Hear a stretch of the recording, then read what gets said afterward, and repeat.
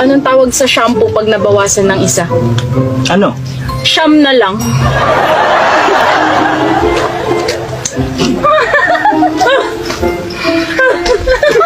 Anong tawag sa puno na hindi mo pwede akyatin?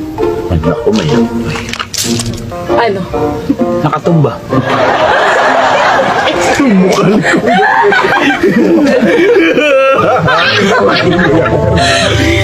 Ano pa yung punong hindi mo maakyat bukod sa nakatumba? Ano? Putol. Bakit yung mga biik na baboy tuwing naglalakad, nakayuko? Bakit? Nahihiya sila. Yung nanay nila, baboy.